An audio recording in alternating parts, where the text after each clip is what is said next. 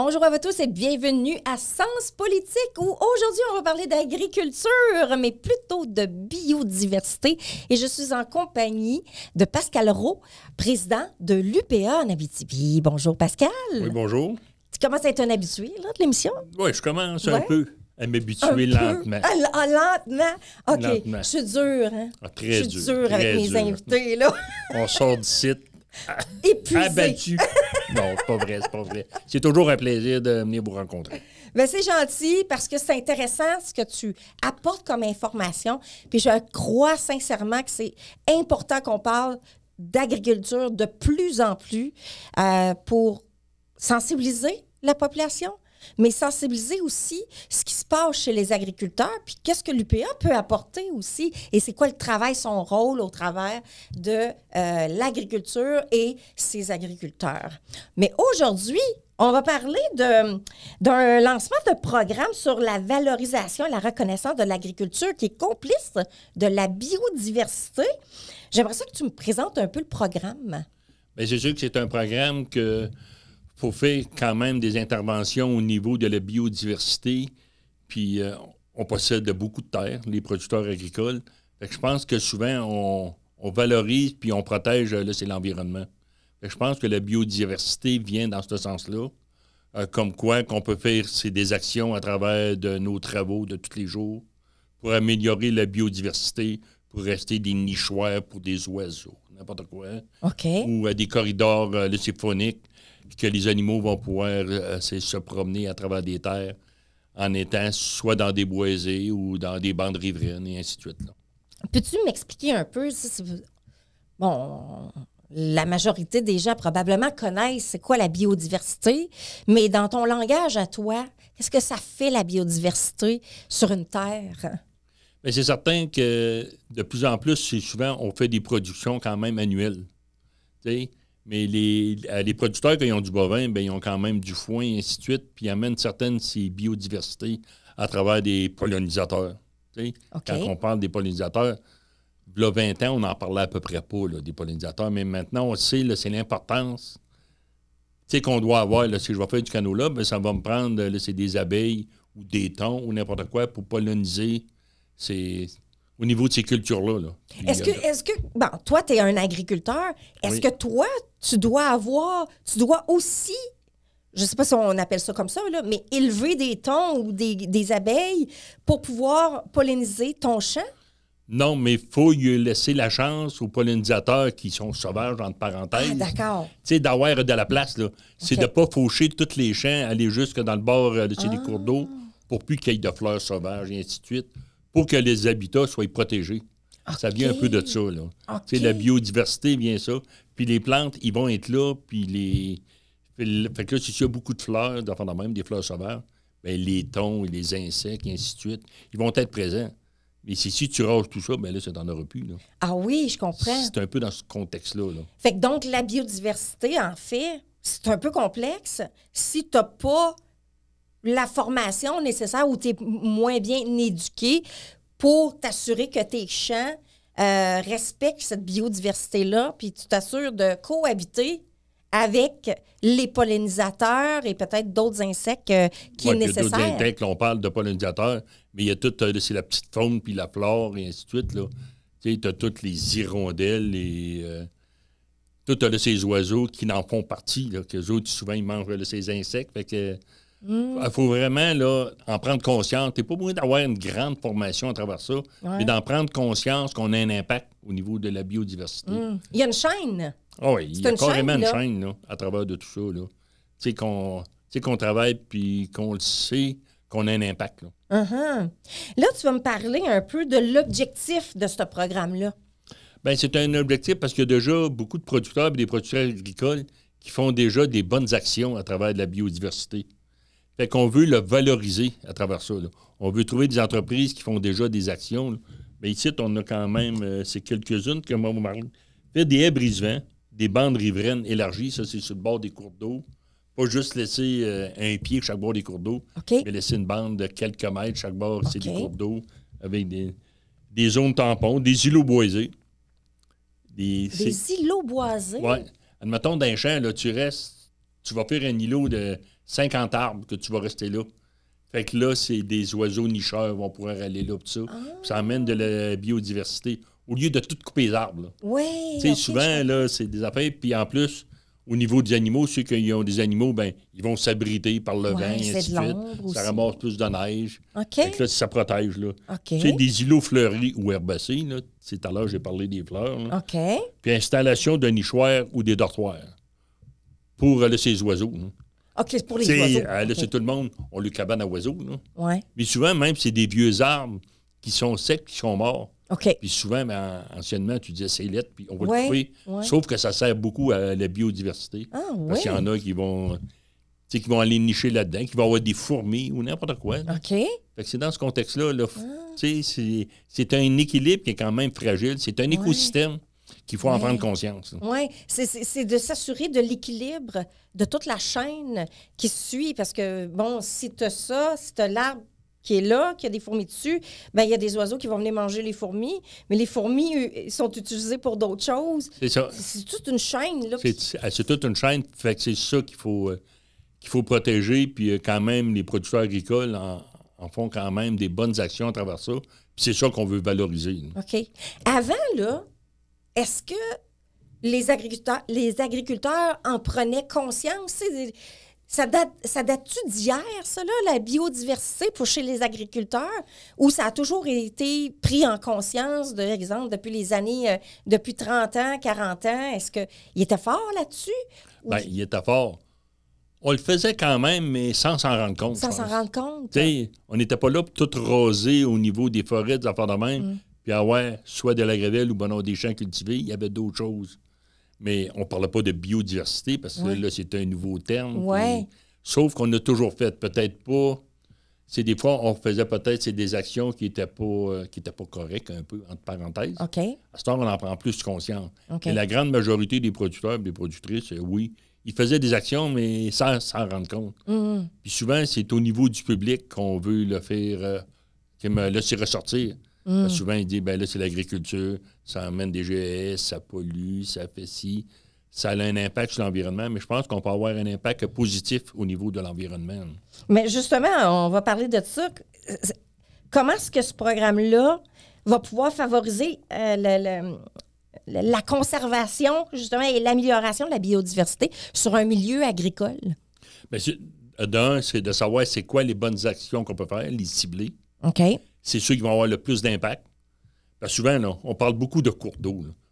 Puis quand il y a de l'eau, ben, il y a de la vie. Fait qu'il faut protéger alentour des cours d'eau pour ne pas être obligé, au bout de quelques années, d'aller refaire des cours d'eau.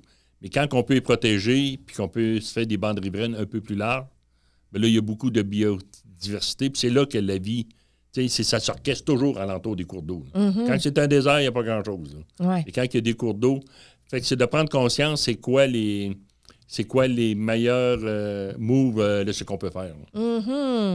OK, c'est intéressant. Là, l'autre jour, tu me parlais en Abitibi, tu me parlais en tant que maire, il y a 15 producteurs agricoles dans ton secteur qui est Sainte-Gertrude-Manville, mais en Abitibi, il y en a combien des producteurs? On est 615 producteurs à peu près. 615? 15 entreprises. OK. Ça, c'est l'Abitibi et le Témiscamingue? Témiscamingue, c'est ça. Okay. Abitibi, Témiscamingue, il y a 615 producteurs. Du coup, on était un peu en bas de 600, mais là, depuis 2-3 ans, on est la région où on a le plus de nouveaux producteurs. Ah oui? Pour quelle raison? Bien, peut-être la valeur des terres. Les fermes de petite taille. Ben non, je dois plus dire les fermes de petite taille. À cette heure, c'est les fermes de proximité. OK. Ceux qui vendent, puis ceux qui ont des grands jardins, des enfants de même, qui vendent des produits, qui sont membres au niveau de l'UPA, là, mais on a quand même plus de fermes qui se sont établies dans les dernières années. Donc, dans le fond, c'est quelqu'un qui arrive de je sais pas où, puis qui achète une terre en Abitibi parce que pour lui, son rêve, c'est d'avoir genre une petite fermette avec un grand jardin qui va être capable de vivre, mais en même temps, il aimerait vendre de ses produits. Exactement. Ça serait ça. À travers des circuits courts, là, c'est la majorité, c'est ça. Mais il y en a aussi qui ont acheté des grandes superficies, là. Parce qu'on a un site au niveau de Saint-Mathieu. C'est quelqu'un de par en bas qui a acheté des terres à Saint-Mathieu, puis qu'il est parti dans la production bovine OK. à Saint-Mathieu depuis 2 ans. Là. C'est Mais quelque c'est un chose, bel ça. exemple. Mais il voulait changer de secteur, puis il voulait venir dans une région où il y avait des possibilités de se développer. OK. Puis lui, il avait un autre métier à travers ça. Fait que, Mm-hmm. puis là, ben, il a réussi à trouver un peu, là, c'est l'endroit qu'il rêvait. OK. Fait qu'il a pu acquérir ça. OK. Parce que souvent, parce qu'au niveau du prix des terres, on n'est pas à la même place que la Montérégie. Là. Non. Carrément pas. Là. Ici, une terre peut valoir combien, dépendamment de sa superficie, là? Ben, on parle d'une terre comme les anciennes terres qui étaient c'est 100 acres ou à 40 hectares. Ça peut OK. valoir peut-être 40 000, c'est 50 000 piastres. Tabarouette. Excusez, tabarouette. Mais c'est pas cher. C'est pas cher, non? Mais en Montérégie, c'est à coup de millions. Oui, c'est à coup de millions. Là. Ça n'a aucun sens. Eux autres, c'est 50 000 piastres de l'hectare. Puis il y a 40 hectares. Fait que tu tombes à Mais une comment terre tu comme peux ça. arriver? Comment, tu peux l'acheter? T'es endetté jusque-là, là? Bien, souvent, c'est des investisseurs étrangers qui viennent Ah. l'acheter ou même des producteurs qui veulent agrandir la superficie, qui possèdent déjà c'est des grandes superficies. OK. Fait qu'ils vont en racheter une de plus. OK. Quand même, sur le coup, elle ne sera pas payante, mais ils vont l'englober à travers de toutes les Ouais. terres. Ici, on a l'avantage d'avoir des terres, une grande disponibilité de terre. OK. Un peu moins cher. partout dans la région? Oui, passablement, ouais. oui. C'est sûr qu'au Témiscamingue, ils ont déjà une génération de plus que nous autres, puis le climat n'est pas tout à fait le même. Ouais. Mais Fait qu'est-ce que là, tu veux les dire? terres sont plus chères au Témiscamingue qu'en Abitibi. Ah, OK. Mais qu'est-ce que tu veux dire, une génération de plus que nous autres? Bien, le Témiscamingue a quand même pratiquement 40 ou 50 ans de plus que nous autres, une génération de producteurs. Souvent, ici, on est la 2e, la 3e génération OK. des terres. Au Témiscamingue, souvent, c'est 4-5. OK. Puis les terres sont plus drainées, et ainsi de suite. Fait que, puis le climat n'est pas tout à fait pareil. Il est quasiment 2 semaines avec nous autres. Oui, le plus c'est rapide, ça. là. C'est ça. Fait que ça fait déjà une différence. Ça fait une différence, Oh, oui, ça fait une effectivement. différence. Ici, on sait que en Abitibi, les terres sont plus en argile. Au Témiscamingue, c'est-tu de l'argile aussi ou c'est Oui, d'autres il y a choses? beaucoup de loam, là, mais il y a beaucoup d'argile aussi quand Oui, même. il y a beaucoup d'argile. Oui. Mais les terres sont Peut-être plus moins pleines. argileuses qu'ici. Là. OK. Mais c'est plus des terres pleines, tu sais, des terres plates qu'il y a là-bas qu'ici, qui sont plus vallonnées. Non, même, Non? moi, je dirais le contraire. Au niveau du Témiscamingue, c'est plus vallonneux. Là, qu'ici. Ah oui? C'est plus vallonneux. C'est le relief n'est pas le même qu'ici. Là. OK. C'est plus... mais c'est pas la... Ben, c'est la même agriculture, mais pas tout à fait pareil. Ben, c'est sûr que le draineur, tout ça, qui a emmené... Ouais. Puis c'est plus concentré au niveau du Témiscamingue. Mais ici, on a des belles opportunités. OK. Puis je pense qu'on est au début. On n'a pas scrappé quand même, tu sais, au niveau de l'agriculture, là, parce qu'on parle de biodiversité, on n'a pas scrappé les écosystèmes parce qu'on est quand même une région jeune. OK. Fait que c'est le temps de se prendre en main. là. Ah, OK. Tu sais, parce qu'on a parlé au niveau des milieux humides puis tout ça qui a scrappé, mais on parle de la vallée du Saint-Laurent. Là. Les Ouais. terres étaient extrêmement chères, Oui. puis ils ont toutes défriché, puis ils n'ont pas gardé de milieux humides, puis ils ont drainé les milieux humides. Ah. Là, on en prend conscience. Là. On le sait que c'est important, là, mais on ne doit pas être tout seul non plus à valoriser ça puis à voir laisser l'importance. Tu sais, on doit être supporté à travers de nos actions. Mhm. Dans le fond, si je comprends bien, on peut être très attractif pour quelqu'un de l'extérieur de l'Abitibi-Témiscamingue qui veut se lancer une entreprise agricole. Là. Oui, carrément. Là. Puis moi, je le sais ici que le visage de l'agriculture, d'ici 20 ans, va avoir passablement changé. Avec les changements climatiques, veut pas, on est dedans. Oui. Dans 30 ans, on devrait avoir le climat à peu près de la Montérégie. À peu près. Ah, ouais, Ça nous tente moins, non? Mais ça amène d'autres défis. Ça amène peut-être des opportunités, mais ça va amener d'autres défis. Fait que d'autres biodiversités aussi. d'autres hein? biodiversités, d'autres cultures qu'on ne faisait pas ici, que là, on va pouvoir faire. Là, mais souvent, on parle de cultures plus payantes comme le maïs et du soya. On n'en cultive pas ici du Non. maïs? En Abitibi, non. Ben, il y en a quelques-uns qui le font sous plastique. Là. Un peu comme des petites serres. Là. OK. Ils plantent du maïs avec du plastique par-dessus, puis à un moment donné, le maïs passe à travers. Là. Ah oui? Oui, oui. OK. Il s'en fait dans le coin de Valsenville. OK. Puis il Mais s'en... il n'y en a pas un à la corne? À la corne, c'est justement, lui, il fait du maïs sucré. C'est... OK. Mais lui, c'est sous plastique. Ben, il n'y a pas de C'est ça sous plastique. Ben, pour le partir. OK. Après ça, c'est sûr que il n'y a plus de plastique par-dessus. Là. OK. Mais au niveau de ses semis le printemps, pour être plus tôt, puis empêcher les premiers gels, bien là, c'est semé avec une bande de plastique. OK. Qui met est par-dessus, là. Ben, c'est au niveau de la terre, c'est des sillons avec un plastique par-dessus, tout simplement. OK. Puis ça, c'est biodégradable. Ah oui, en plus. Oui, c'est certain. C'est génial. C'est sûr que ça a un coût à ça, là. Oui. Je pense que le producteur fait une belle production avec ça. Puis, mais tu sais, ça doit être un peu rentable s'il a investi comme ça pour pouvoir oui, c'est quand même, c'est le faire. rentable. Puis au niveau du maïs sucré, ben ça vient tout le temps de l'extérieur. Fait que quand tu peux avoir du bon maïs sucré qui est produit chez nous, ben là, c'est un plus, là. Mais oui. Il y en a combien dans la région qui font ça? Est-ce qu'ils sont juste 2 qui font ça sur le plastique? Non, il y en a d'autres. Mais ici, il y en a 1 ou 2 à Saint-Marc qui en font, mais eux autres, c'est du maïs ensilaire pour les vaches. Pour les vaches, OK. Pour les vaches, là, carrément. Puis du maïs sucré, je sais qu'il y en a dans le coin de Palmarol, puis ça, qui en font du maïs sucré. Puis, mais ça commence de plus en plus. OK.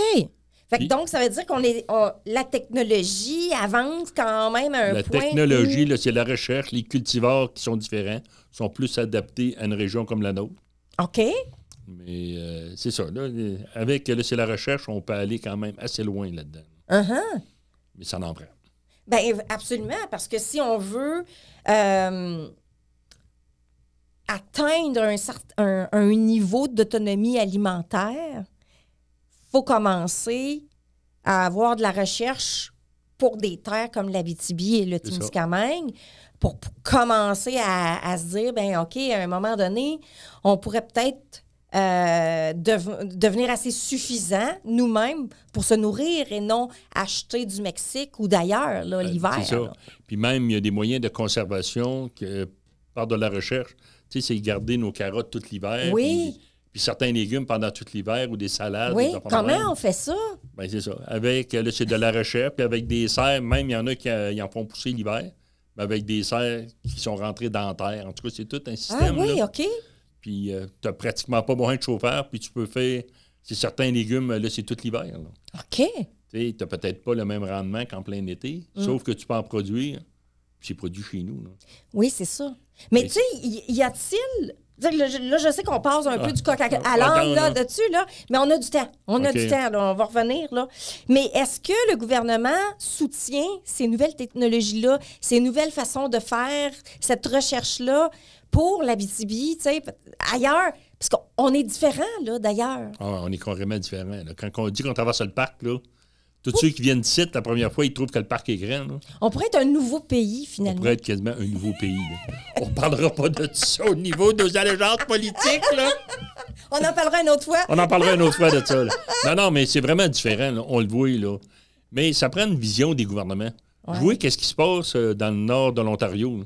Comment que ça s'est développé depuis 10-15 ans là, dans le nord de l'Ontario. Il y avait une vision d'une première ministre. Ah, OK. Au niveau de l'Ontario, c'est elle qui avait une vision de développer, puis ils ont développé énormément. Là. Okay. La production agricole dans le nord, le sud de l'Ontario, qui est nos voisins du Témiscamingue. On parle du genre du secteur de Timmins, Kirkland Lake? C'est ça. OK. C'est New Lescure, puis tout ça, ça s'est énormément développé. Là. Puis là, ils ont défriché, puis ça. Là. Puis ils pensent que c'est une plus-value pour le sud de la province, là, pour nourrir, parce qu'avec les changements climatiques, tantôt, il va falloir produire plus puis produire mieux. Uh-huh. Puis changer nos habitudes aussi. Puis changer nos manières de faire et de produire. C'est pour ça que la biodiversité, souvent, même, ça va à travers des rotations de culture. Parce qu'on dit... des rotations de culture. De culture. Ça veut-tu dire que, mettons, tu plantes des carottes, puis ça pousse pendant une période X. Après ça, tu vas replanter un légume complètement différent sur la même terre. C'est-tu ça? Oui, c'est ça. Ou bien non, année après année, tu ne pourras pas dire je plante maïs année après année. À tous les ans, tu plantes du maïs. OK. Fait qu'une année, ça va être du maïs. Une année, ça peut être c'est du fourrage pour les bovins. Une autre année, ça peut être c'est du canola parce que c'est pas dans la même famille, et ainsi de suite. Fait que ça vient aussi de là un peu au niveau de la biodiversité. Fait que tu as des champs différents. Tu n'as pas rien du maïs à la grandeur de tous tes champs. Tu sais, admettons, tu as 15 champs, ben tu as des champs de production différentes. Mais il y a un coût à ça? C'est sûr qu'il y a un coût. Puis il y a un coût au niveau de la recherche. Uh-huh. Mais la recherche est en train de changer. Je pense que les chercheurs sont beaucoup moins... Souvent, peut-être qu'ils n'aimeront pas ça, dans le tour d'ivoire. Souvent, ils faisaient des recherches non appliquées. une belle recherche. OK. C'était ça, c'est sur une tablette, c'était pas applicable. Maintenant, OK. de plus en plus, ils font de la recherche. Vous voyez qu'est-ce qui se fait au niveau de l'UQAT, au Témiscamingue. Ils font de la recherche avec des producteurs agricoles. Ils vont sur le terre, ils font les... Ils jasent beaucoup avec les producteurs agricoles parce qu'on dit à un moment donné, tu auras beau faire une recherche, mais si c'est pas rentable, je pourrais pas l'appliquer. Non, c'est ça. Fait qu'il faut qu'il y ait de quoi de rentable. Là. Oui. Et même en foresterie, qu'est-ce qui se passe ici au niveau de l'UQAT? C'est quand même, c'est des recherches avec le milieu, sur le terrain. Fait qu'il y a de la proximité sur le terrain. Là. C'est ça, c'est de plus en plus. Je pense que c'est plus valorisant aussi pour les chercheurs aussi, qu'à un moment donné, ils auront beau faire une thèse de recherche, mais quand elle va servir, puis au bout de quelques années, ben c'est moi qui ai fait là, c'est la recherche là-dessus, puis là, il l'applique, c'est rentable. Parce qu'à un moment donné, ça reste au là. Il faut que ça soit rentable. Oui, puis tu sais, probablement dans différentes cultures, mais il y a sûrement des comment je pourrais dire ça, de l'agroalimentaire qu'on peut faire pousser qui va être plus rentable que d'autres. Oh oui, carrément, là.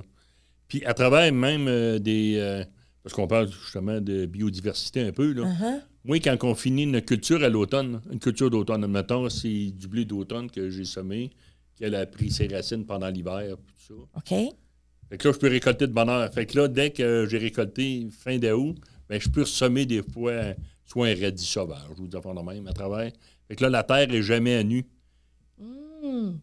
Fait que là, avec ça, ça crée de la biodiversité. Là. Ta terre n'est pas à nu.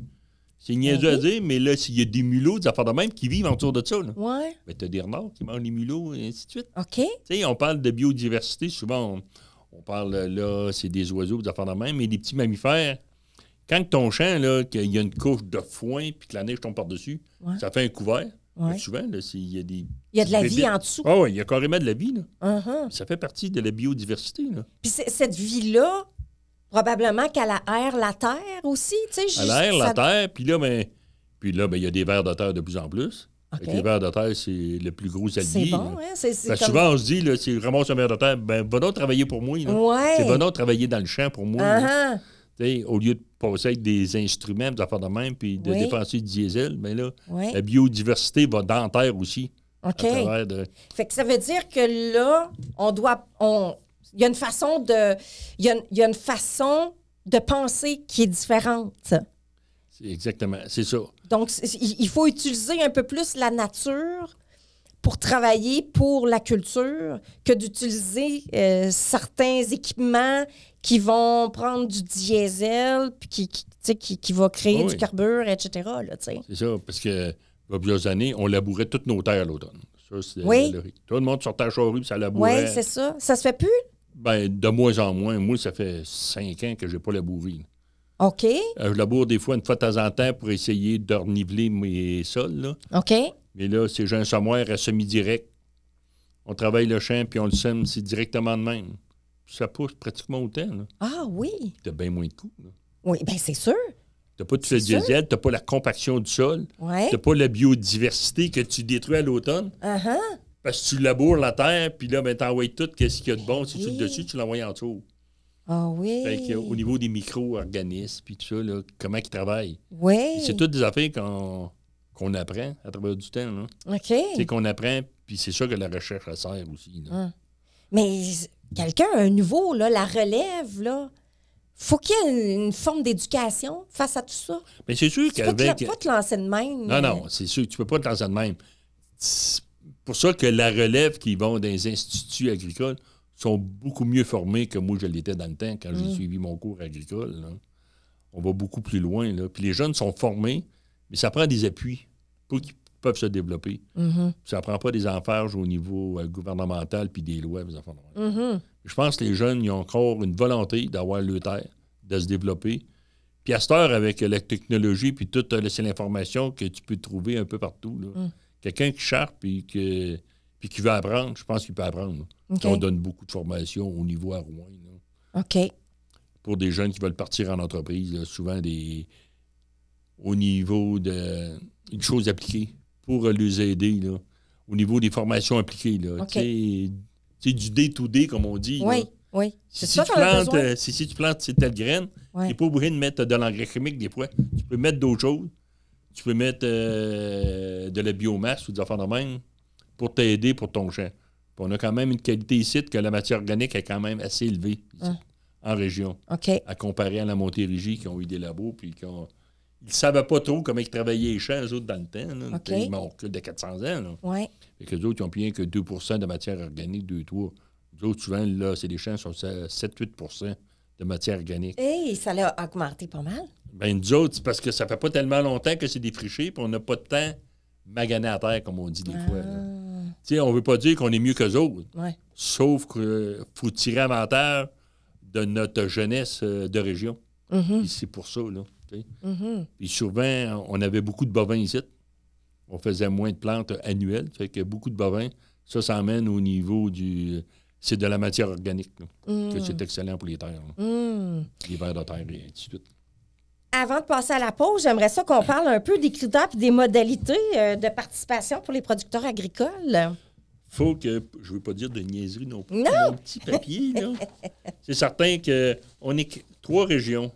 On est la capitale nationale Côte-Nord, OK. la Gaspésie, le Bas-Saint-Laurent, puis nous autres. On est 4 régions qu'on voit là-dedans dans un programme au niveau de la biodiversité. C'est qui amène ce programme-là? C'est-tu un programme gouvernemental ou c'est l'UPA qui... Non, c'est un appel d'offres, là, c'est gouvernemental. Ah, OK. Puis là, les 4 régions, on est 4 régions qu'on a décidé d'appliquer, mais de travailler ensemble. OK. C'est des régions périphériques. OK. De travailler ensemble au niveau de la biodiversité puis de valoriser ça. Là. OK. Puis après ça, ben, les entreprises qui font 2 ou 3 actions à travers de ceux qui sont ciblés, ben, ils peuvent s'inscrire. Puis là, ben, on va aller sur le ferme et il va y avoir des panneaux pour valoriser, puis c'est quoi leurs expériences de biodiversité. OK. Puis qu'est-ce que ça l'a emmené dans les entreprises concrètement. OK. Fait qu'il y a une certaine visibilité que, Oui, comme ben, prix, oui. là, que les gens auraient. Là, Puis souvent, ben, on aimait mieux passer par un programme de même pour valoriser les bonnes actions que de taper ses de doigts punir. pour le monde qui font des mauvaises actions. Oui, oui. C'est Je pense souvent que plus payant.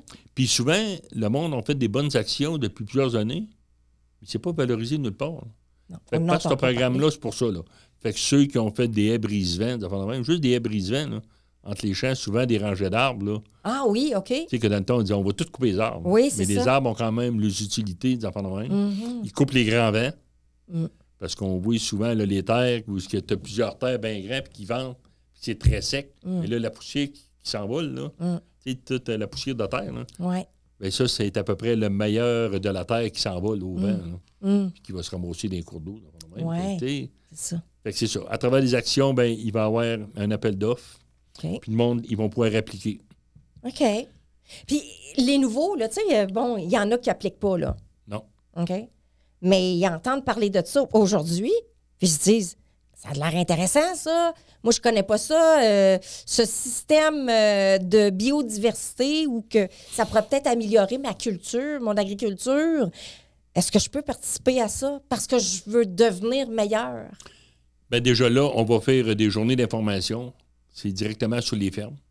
On va faire des journées, OK. fait que le monde qui vont vouloir suivre ça, ils vont pouvoir assister à ça, OK. puis prendre des renseignements des enfants de même. OK. Puis après ça ne veut pas dire qu'il n'y aura pas d'autres cohortes aux enfants de même Ouais. dans les années futures. C'est la première, ça, là. Oui, ça, c'est la première. là. OK. C'est vraiment un lancement. Là. OK. Mais il y a quand même un programme au niveau du gouvernement qu'on peut appliquer depuis 3 ans. Là. Soit pour mettre des... Bien, pas au niveau des bandes riveraines, mais des semis, des cultures de couverture. Comme moi, ça, si j'ai appliqué là-dessus, là. Comme là, à l'automne, ben, si je laisse jamais ma terre à nu. Après une récolte, au lieu de labourer, ben, je vais laisser tous mes résidus de culture en surface. Ah, OK. Fait que ça, c'est quand même une bonne action qu'on fait. là. Ça fait-tu comme un genre de compost dans la terre? Oui, c'est ça. Fait que là, OK. ça va se composter. Puis en plus, ben, ça protège, là, c'est la terre, des vents, puis du lessivage, puis des grandes pluies au printemps. OK. Tu sais, quand que la paille, quand tu as ramassé, là, c'est ton grain, puis que tu laisses la paille en surface, ben là, ça protège la terre. là. Tu sais, c'est tout Oui. à fait qu'on ne pensait pas avant. Ouais. là. Ben oui, c'est Ben, avant ça. ça, on passait ça, puis on passait en chauvret dedans. Eh On oui. envoyait tout ça en dessous, puis là, la terre était à nu. Fait que dès qu'il mouillait bien gros au printemps, des affaires de même, ben là, ça faisait des coulisses de terre qui s'en vont vers les cours d'eau. Ouais. Fait qu'avec ça, ben là, tu protèges là, ces cours d'eau, puis tu protèges ta terre en même temps. Ouais. Puis tu sais, tu perdais en quelque sorte des nutriments de la terre déjà. Ah oui, carrément, là. Puis fait que là, Tu pars, puis là, bien souvent, il fallait faire des avaloirs parce que ça faisait des sillons dans la terre. Ça faisait des rigoles que tu voulais pas avoir. Mais il y a beaucoup d'actions, là, je pense, qu'on peut faire, puis qu'on fait déjà. Mais c'est d'en prendre conscience. Est-ce que la biodiversité, est-ce que des sécréments de vaches, ça fait partie de cette biodiversité-là, tu sais, d'enrichir ta terre en étendant, je pense que c'est à l'automne ou au printemps que tu étends? Oui, bien à cette heure, il y a peut-être plus de périodes parce qu'on a pris plus conscience de la valeur des fumiers. OK. La valeur des fumiers. Puis souvent, ben, quand tu as c'est de la matière organique, là, veux pas les fumiers. Oui. Bien, surtout quand la vache, elle mange bio. Elle mange bio, fait qu'elle ressort bio l'autre bout, Ouais, comme on dit, c'est ça, l'autre bout, là. Puis veut pas, c'est très bon pour les terres, là. Puis veut pas, là, comme moi, souvent, là, il n'y a plus d'animaux depuis plusieurs années.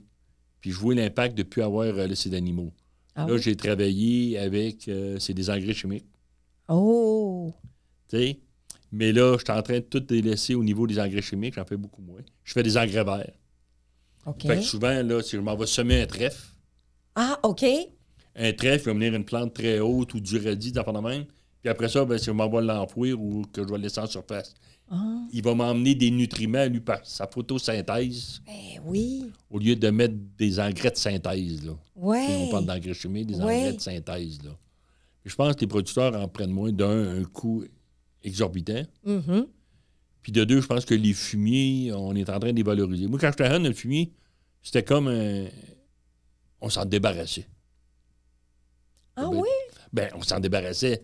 C'était un job qu'on n'aimait pas, puis on disait, c'est pas si bon que ça. Là. Tu sais, on voyait que ça poussait, mais pas tant. À cette heure, avec la recherche, on sait exactement les bons moments pour l'étendre. OK. Fait qu'il y a vraiment des moments pour étendre. Oui, le oui. fumier. Parce que souvent, on étendait beaucoup trop tard à l'automne. OK. Fait que par les pluies, ben, les bons nutriments s'en allaient encore dans les cours d'eau. Ah oui?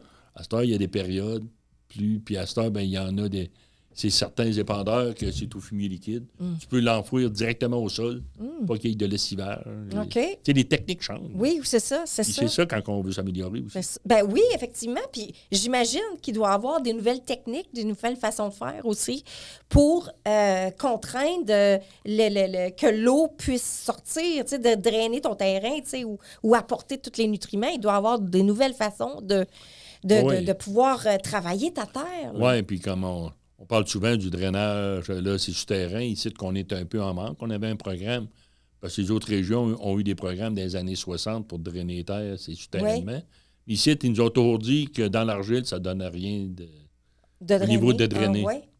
OK. C'est pas vrai, là. Tu sais, à cette heure, on le voit, là, l'importance du drainage. Fait que là, on essaie d'avoir des programmes. On a eu un peu de programmes. Là, ils ont lâché le gouvernement.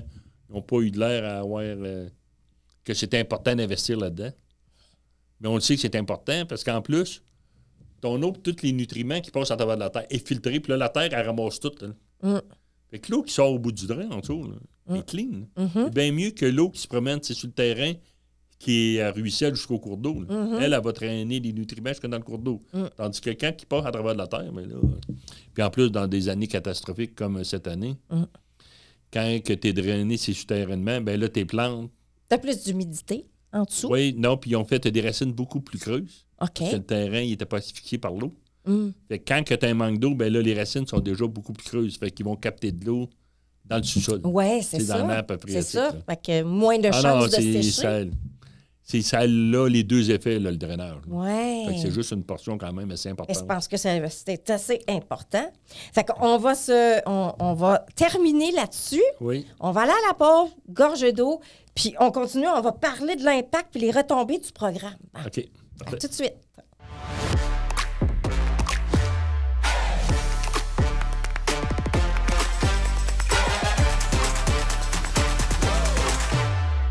Alors, de retour en studio, toujours avec Pascal Roux, président de l'UPA. On parle aujourd'hui de diversité de la culture en Abitibi-Témiscamingue. Et là, j'aimerais savoir les impacts et les retombées de ce programme-là, qui est le lancement d'un nouveau programme de valorisation et de reconnaissance sur l'agriculture, qui est complice de la biodiversité.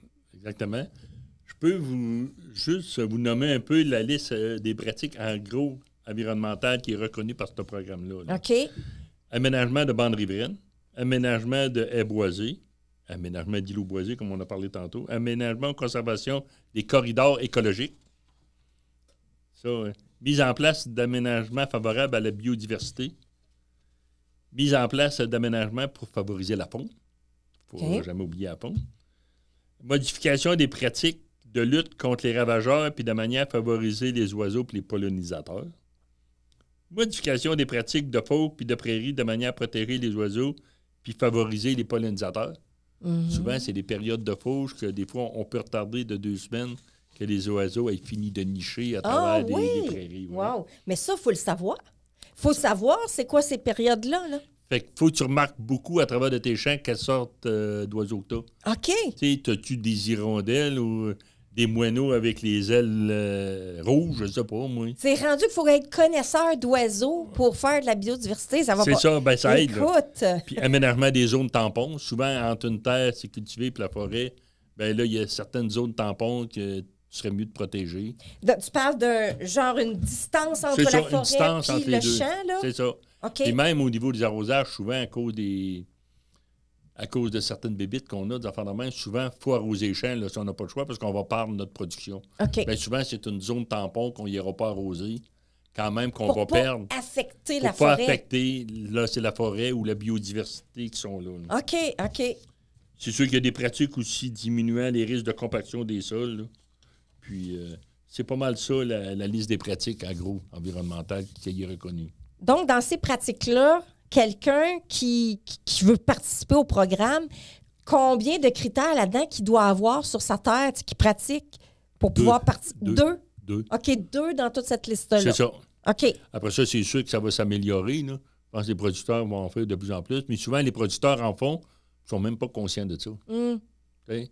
Comme moi, des engrais verts, là, si j'en faisais, là, je n'étais pas conscient que je faisais une si bonne... Bien, si je savais que je faisais une bonne pratique. Mais à un moment donné, comment que ça soit valorisé, puis tout ça, au niveau de l'opinion publique, qu'ils soient conscients que les producteurs agricoles, ils travaillent vraiment pour la biodiversité, là, puis c'est important. Parce que c'est des écosystèmes, comme on disait tantôt. C'est un écosystème qui peut être fragile. Tu perds un maillon à travers ça, bien là, des fois, tu peux briser tout un écosystème. Il faut en prendre conscience. Puis de faire des bonnes pratiques, tout simplement.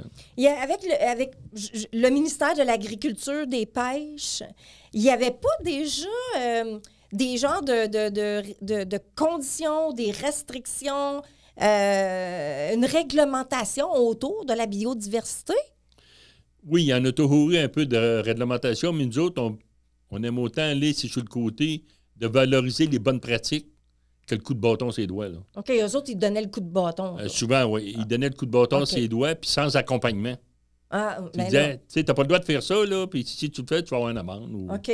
Puis ils t'expliquent pas pourquoi tu n'as pas le droit de faire ça. Pourquoi, c'est ça, là. Puis ils sont pas là pour t'accompagner. C'est sûr que là, à cette heure, on a des clubs agro, des affaires de même, des agronomes qui viennent nous aider à travers ça, tu sais, à travers de nos pratiques. Puis là, on dit, bien, si tu fais telle pratique, si je plante telle plante ou telle fleur ou telle arbre en bordure, bien, ça va-tu m'aider pour mes champs, des affaires de même? Fait que là, les agronomes peuvent nous aider. Les agronomes sont tellement heureux de ça, eux autres. Mais j'imagine. Parce que c'est les agronomes, quand ils ont étudié, là, c'est pour être dans le champ. Oui. Pour accompagner les producteurs. C'est pas pour remplir faire de du la papier, là. Ben, c'est ça. C'est ça. En Abitibi, il y en a combien des agronomes? Oh, le nombre d'agronomes, là, c'est embêtant, là. Mais chaque club agro, c'est les agronomes. Il y en a un à Amos, il y en a à La Sarre, au Témiscamingue. OK. Qui sont directement avec les producteurs. Il y en a peut-être 7-8. Que dans le fond, nous autres, c'est des organismes qu'on engage là, à travers de nos clubs agro qu'on est membres. Puis après ça, ben, tu as des agronomes qui sont des agronomes à conseil qui travaillent soit pour les coopératives, des affaires de même, là, comme Novago, Synagri, ainsi de suite. Là, OK. Qui nous accompagnent aussi à travers ça. Puis eux autres aussi, ils prennent conscience. C'est pas rien que de vendre des produits. Là. Ils disent c'est quoi les meilleures cultures qu'on peut faire, puis de quelle façon qu'on peut faire que ça soit le plus rentable. Parce qu'ils deviennent un peu les gens. Bon, ils ont eu une certaine éducation par rapport à tout ça. Mais j'imagine qu'avec le changement climatique, avec l'évolution de la Terre, ça change ces pratiques-là aussi au fil du temps. Oui, fait qu'il faut tout le temps que tu sois à l'affût de ça, des recherches et des différentes façons qui peuvent être faites pour cultiver la terre. Oui, carrément. Il faut que tu apprennes Parce qu'on n'est plus à la même place qu'il y a 20 ans. Là. Mais c'est ça. On a déjà évolué dans les 20 dernières années. Puis c'est plate parce qu'il manque beaucoup d'agronomes. Il manque beaucoup d'agronomes. Puis peut-être qu'il y en a qui ont eu peur de la paperasse. Puis les agronomes, tu sais, si j'en connais plusieurs, là. Puis ils sont heureux quand ils viennent jaser avec les producteurs, là, puis qu'ils sont dans le champ, là. Oui. Avec le pied dans le champ, là, puis dans la boîte un peu, là, puis ils disent, ben là, on pourrait faire telle pratique, puis tu devrais semer telle culture ou telle variété, ainsi de suite. Ils sont heureux quand ils font ça, puis ils sont formés pour ça. Oui. Ils ne sont pas formés pour faire de la paperasse au niveau du gouvernement. Mais ils font quoi? Ils font quoi au juste? S'ils font juste de la paperasse ou presque? Ben, ils n'en font pas juste. Là, on est en train de changer ça. Là. Comme là, il faut faire un PAF, un bilan agro-environnemental pour chaque ferme. Okay. Ça, c'est de la paperasse que l'agronome, il faut qu'il remplisse pour dire, ben oui, là, c'est l'an prochain, je vais semer telle variété. Rentrer ça dans des registres. Là, lui, il me prescrit des pesticides ou des façons de faire. Fait que là, c'est des normes. Fait qu'il faut qu'il répète ça au niveau du gouvernement, remplir telle paperasse pour que moi, j'aille mes permis, ainsi de suite. Là. C'est quand même compliqué, là. Mais il y a beaucoup plus de paperasse qu'on avait. Puis au ministère de l'Environnement, puis souvent, le MAPAC et le ministère de l'Environnement ne se parlent pas. Je ne veux pas faire mon jour, mais à travers les ministères... je chiale, mais à travers les ministères, souvent, ils ne se parlent pas. Ouais. C'est 2 ministères du gouvernement du Québec. C'est ça. Puis après ça, tu as des normes. Ben là, des fois, même, c'est le MTQ qui vient s'en mêler. Là. Parce que souvent, c'est des bandes riveraines, c'est des bords de fossés, des enfants de même. Fait que c'est au niveau du MTQ. Puis ces gouvernements-là, on dirait qu'ils ne se parlent pas.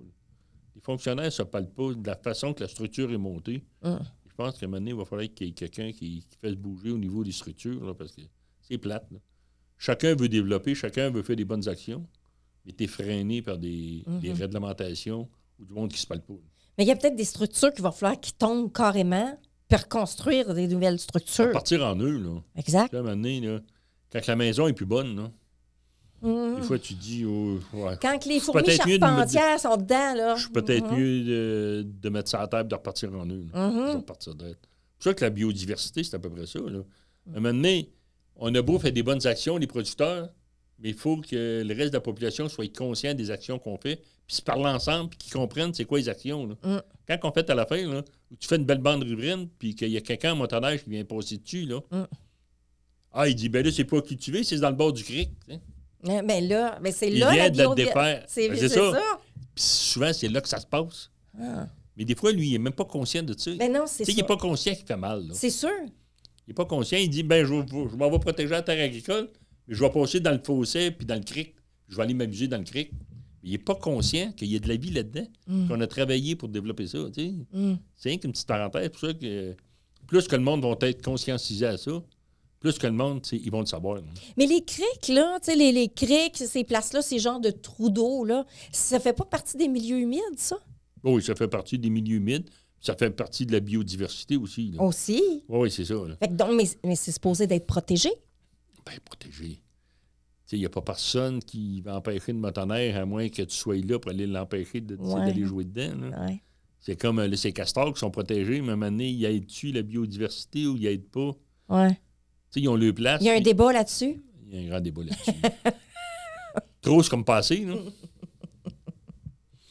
Ça va prendre des trappeurs un petit peu plus? Ça va prendre un peu plus de trappeurs, plus de valeur à la fourrure. Puis là, à un moment donné, on fait-tu juste là, les trapper pour s'en débarrasser, pour contrôler la population? Oui.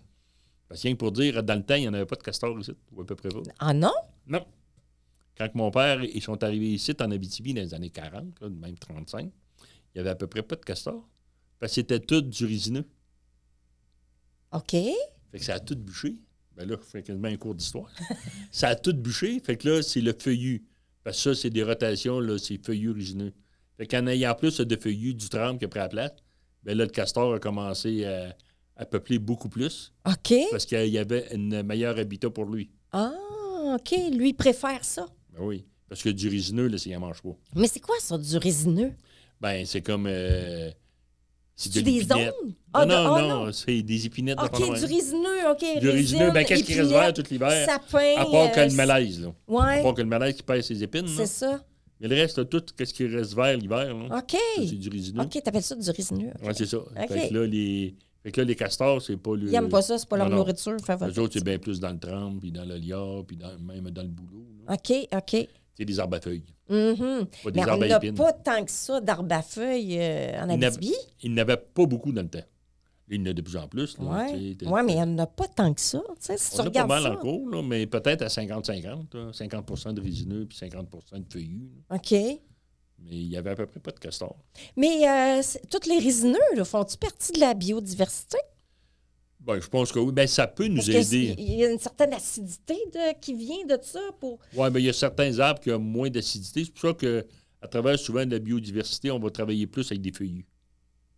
OK. Parce que les feuilles emmènent de quoi de meilleur que les épines. OK. Parce que c'est moins acide. Oui, c'est ça. Souvent, puis ça va pousser plus rapidement aussi. Là.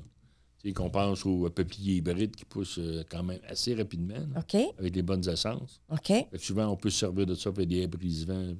OK. Sûr que le haie brise-vent, quand il n'y a pas de feuilles d'hiver, sert moins. L'été, sert plus. Puis au niveau des oiseaux, je pense qu'ils aiment mieux au niveau des feuillus. Des feuilles, oui. Ça pique moins. Ça pique moins. Fait l'unique aussi. Fait l'unique. Dis-moi donc maintenant, comment est-ce que vous allez sensibiliser les agriculteurs par rapport à ce programme-ci? Bien, c'est sûr qu'on a quelqu'un, nous autres, à Rouen, qui va le passer à travers de tout, là, c'est nos réseaux sociaux, tout ça. OK. On va faire des appels à tous, puis on va envoyer un genre de bioclip à travers de nos membres.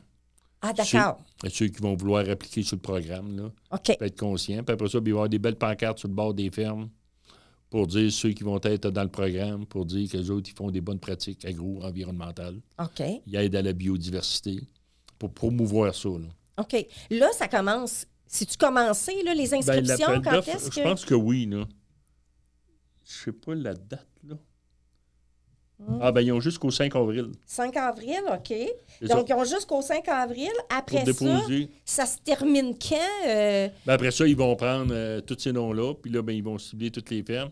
On espère en avoir trop, en avoir pas assez. Oui, c'est sûr. Je pense qu'on pourrait en avoir trop. Puis après ça, ben, ils vont cibler des fermes pour faire des visites pendant l'été. Ça va s'échelonner sur 2 ans, me semble. 2 ans? Oui. OK. C'est pas un petit programme là, qui dure un... Non. Ça va être sur 2 ans, là. OK. Tu sais, parce qu'ils veulent faire des journées champs. Nous autres, on appelle ça souvent des journées champs, là, OK. que tous les producteurs peuvent assister. Fait qu'on veut en faire dans différents secteurs. OK. Parce que la région est grande. On n'en fera pas rien qu'une, admettons, à Amos. Oui. Il va en avoir une dans le secteur d'Amos, une dans le coin de la Sarre, sans doute. OK. Peut-être Rouen-Noranda et Témiscamingue. OK. Fait qu'on a une personne à Rouen, là, qui travaille là-dessus, là. OK. Fait que les agriculteurs vont pouvoir aller chez l'agriculteur qui, lui, fait partie du programme. C'est ça. Puis là, vous allez regarder c'est quoi qu'il a fait au niveau de la biodiversité, puis éduquer un peu les Éduquer autres un peu, agriculteurs. Puis c'est quoi les bons coups qu'il a fait puis les mauvais coups qu'il a fait. Et souvent, c'est le même que tu apprends. Oui. Tu sais, des fois, le producteur, quand tu es talentueux, là, puis tu regardes, ah non, moi, si j'ai planté telle affaire, plante pas ça.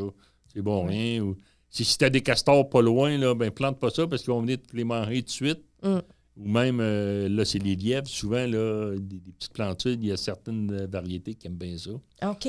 Fait que t'es mieux de planter de l'épinette noire que du pain gris. Parce que le pain gris, là, les lièvres aiment bien ça. C'est de la nourriture aux lièvres. Oui, mais ils aiment moins, là, c'est l'épinette noire. Tiens, pour dire, là. OK. Moi, c'est de quoi je connais, Mais parce ça, que je suis la forêt. Oui, mais ça, c'est-tu les agronomes qui amènent ces informations-là, puis qui fait qu'on finit par savoir ça? Oui, c'est ça. l'expérience? Bien, souvent, c'est l'expérience puis les agronomes qui nous aident là, OK. à travers ça. Là, mais non, je pense que c'est un beau programme là, pour valoriser un peu ce qu'on fait de bien. Mm-hmm. Et de quelle façon que les agriculteurs ils vont rayonner là-dedans, là, tu sais, à part une pancarte sur le bord du chemin, c'est pas tout le monde qui passe par là pour savoir que... Oui, bien, c'est sûr que maintenant, on va faire des entrevues, des affaires de même avec ces personnes-là. OK. Pour dire qu'est-ce qu'ils font de bien, de quelle façon qu'ils ont contribué à la biodiversité. Là. Puis même souvent jouer à travers nos petites feuilles de chou, on appelle ça les feuilles de chou, là. C'est chacun nos petits journaux là, de paroisse. Là. OK. Que ça fait que quand tu as une entreprise chez vous, c'est dans ta paroisse qui fait des bons coups de main, que ça fait qu'on ne le valoriserait pas. Ben, c'est Fait que ça. souvent, c'est pas la même clientèle qui l'écoute, qui voit à travers ça. Ben oui. Ben oui, elle a fait de quoi? Puis j'avais vu une pancarte, mais je ne savais pas pourquoi. Souvent, tu passes vite, hein? Ben oui. Tu sais, souvent, le monde de la biodiversité, c'est quoi? Et voilà, c'est quoi? C'est quoi la biodiversité? Grand mot, là. Ça mange quoi en hiver, ça? Là? C'est Ouais. encore une patente que le gouvernement a inventée. Là. C'est ça. Il y a des C'est pas nouveaux mots concret, qui là. poussent, là. Mais ça, c'est pour faire concrètement, pour montrer concrètement qu'est-ce qu'on fait. Là. Mhm. Mais c'est intéressant, puis ça serait le fun que, justement, là, que tu nous amènes ces agriculteurs-là, puis Oui. tu nous parles de ça, là, les bons coups puis les mauvais coups qu'ils ont fait par rapport dans le programme, là, tu sais, qui va Exactement. servir le programme de biodiversité. Ce serait une bonne idée. Parce que, tu sais, consommateurs, on est des consommateurs, ceux qui ne sont pas agriculteurs. Oui, c'est Donc, des c'est consommateurs. important pour nous autres de savoir ça. Vous dites que ceux qui ne sont pas producteurs, c'est des consommateurs, mais c'est des citoyens avant tout. Des citoyens qui ont une idée au niveau de qu'est-ce qui les entoure, de l'environnement qui les entoure. Fait que ça fait partie de l'environnement qui entoure les citoyens. Tu sais, le citoyen qui fait une ride de bicycle à pédale, là, il n'est pas consommateur, il est citoyen, premièrement. Puis il se promène sur le territoire, puis c'est là qu'il voit des fois, c'est les avantages de bien protéger, là, c'est la biodiversité Ouais. ou l'environnement. là. Oui. Mais tu m'amènes un point. On va aller à la pause, là. Ouais. Puis je t'amène ce point-là après. OK. À tout de suite.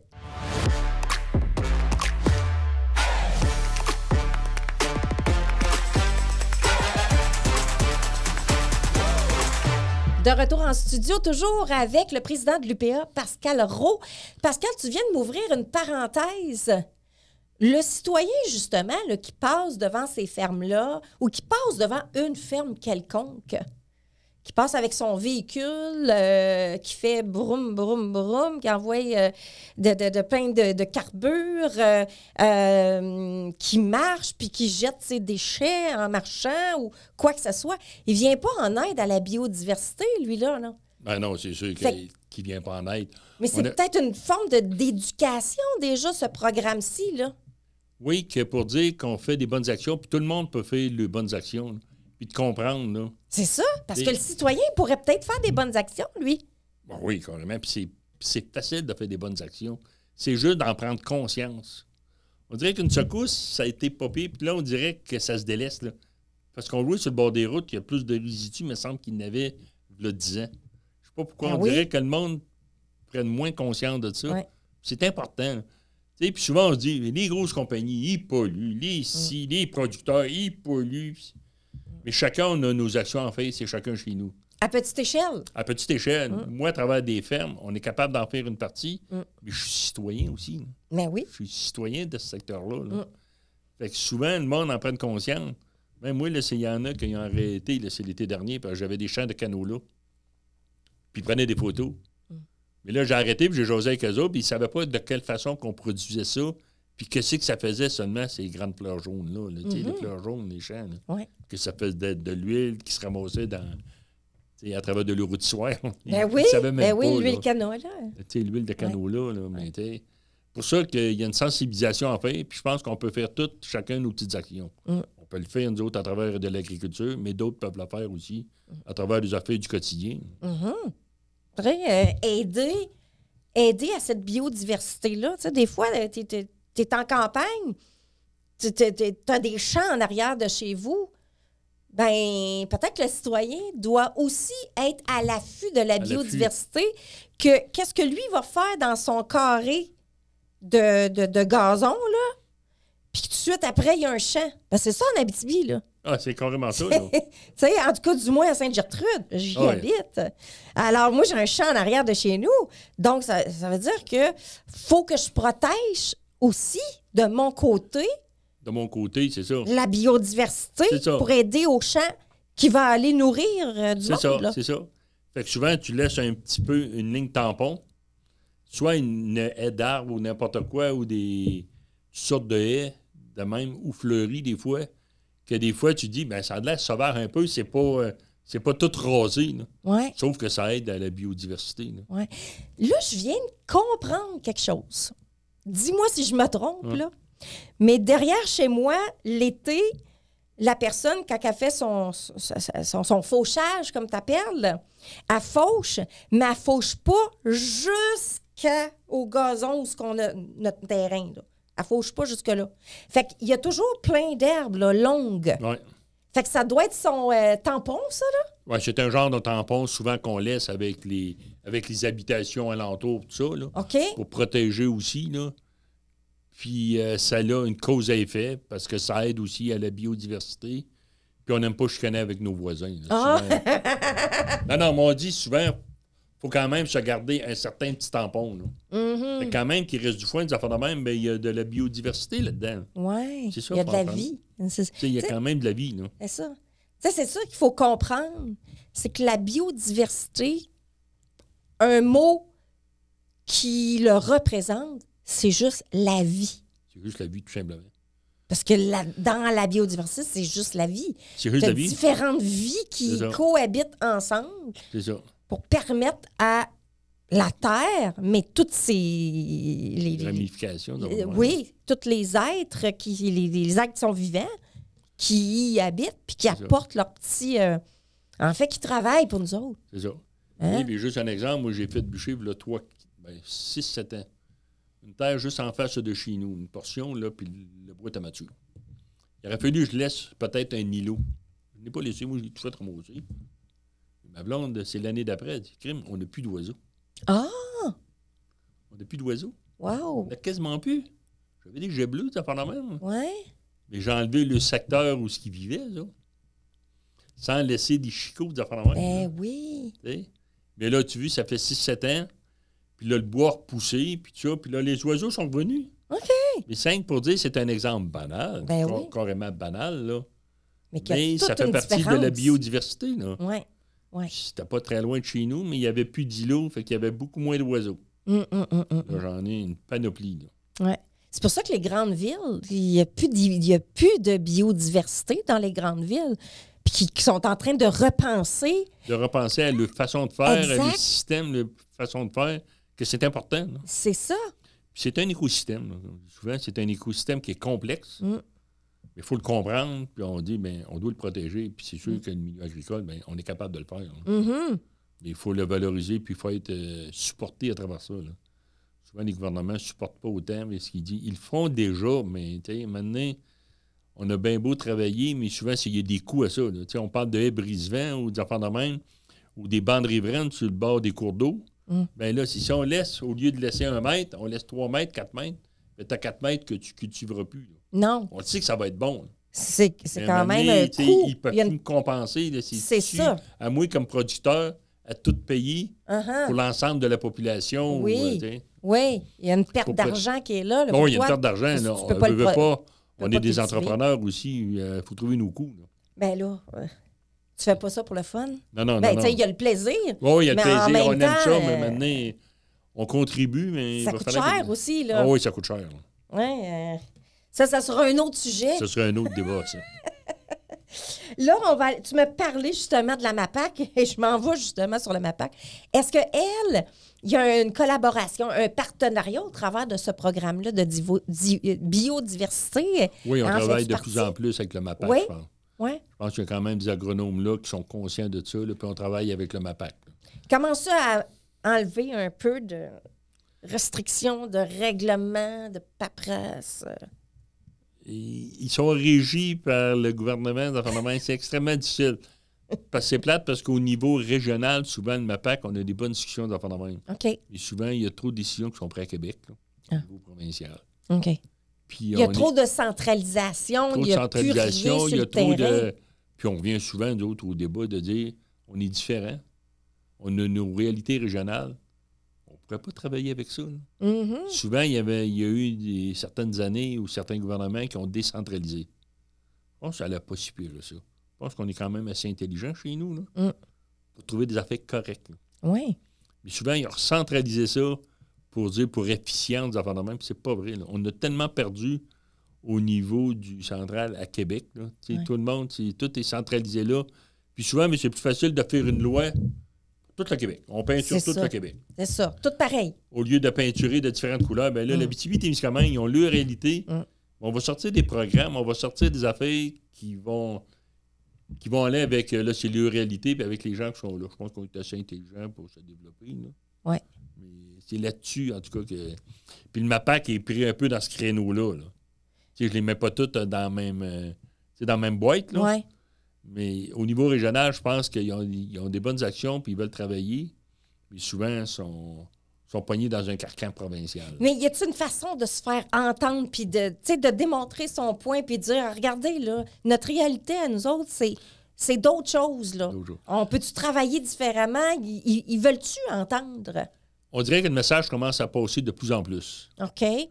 En tout cas, parce que moi, j'ai vu une dégradation de ça. On dirait que c'est en train de revenir. Et tous les ministères, que ce soit la table des préfets, que ce soit une autre à l'UPA, que ce soit le MAPAC, on dit, on peut-tu faire nos affaires chez nous, que ce soit dans le domaine de la santé. Avant ça, c'est en étoile, puis ça allait bien. Là. Mais à un moment donné, quand il y en a qui ont décidé, on va centraliser ça. Là. Toutes les décisions au niveau de la santé, on va tout mettre ça en dedans. C'est parce que ça... Il y a moins de coûts rattachés à ça quand on centralise. Ou on veut plus du pouvoir. Bien, je m'en allais vers là. C'est une question de pouvoir. OK. Carrément une question de pouvoir. Là. Puis dans tous les domaines, puis c'est plate. Parce que les régions ont toutes leurs réalités. Ils ont tout du monde compétent partout dans tous les ministères qui sont dans les régions. Puis qu'on pourrait se développer bien plus que ça. Plus rapidement, puis ça ne coûterait pas si cher que ça. Souvent, ça coûterait moins cher parce que l'argent serait mieux investi. Et des fois, l'argent, puis il y a des pertes de temps qui viennent que c'est incompréhensible comment on perd du temps avec des réalités qui est gérées ailleurs puis qui ne prennent pas nos réalités en... Tu sais, juste cite là, les débuts de croissance de climat puis des affaires de même. On n'est pas à la même place que la Montérégie. Mais allez jusqu'à l'année passée, on avait toute la même date de début de croissance. Toi, il y a Montérégie où ici, il dit le 1er mai, là, la plante à pousse. Là. Parce que le 1er mai, ici, ça fait des années qu'on lui dit il y a encore de la neige. Puis en Montérégie, ça faisait un bout qu'il n'y avait plus de neige. Un exemple banal. Non, mais ça banal, se peut là. pas. Là, on a réussi à le faire changer. Je pense que ça fait 10 ans qu'on le demande. Là, cette année, on a réussi à le faire changer au niveau de l'assurance récolte. C'est qu'un point banal. Le début de croissance. Et tout le monde le sait ici. Qu'on n'a pas le même début de croissance qu'en Montérégie, là. Non, mais... est où le... Excuse-moi, là, mais je vais le dire, là. Est où l'intelligence de ça, là? Je ne sais plus où que ça s'est perdu. Ça s'est perdu en quelque part. Ça s'est perdu c'est quelque pas part. Non. Puis c'est là-dessus, à travers de toutes les organisations où c'est souvent je suis de proche ou de loin, on dit tout, la réalité est régionale. Il faut en prendre conscience. Même au niveau, nous autres, de l'Abitibi et de Témiscamingue, on n'a pas la même réalité. Sauf qu'on est capable de se parler puis d'avancer nos affaires. C'est ça. Mais quand il est rendu à Québec avec des ministères des affaires de même qui ne se parlent même pas en deux portes, là. Hey, la porte du MTQ est à côté du MAPAC, des affaires de même, ils ne se parlent pas. Il faut qu'ils s'envoient une lettre quasiment, puis ça prend 3 semaines avant qu'ils répondent à l'autre. Là. Chris, ça avance pas vite. Ça avance pas. Souvent, ils sont dans le même bâtisse. Écoute, Pascal, ce fut un plaisir.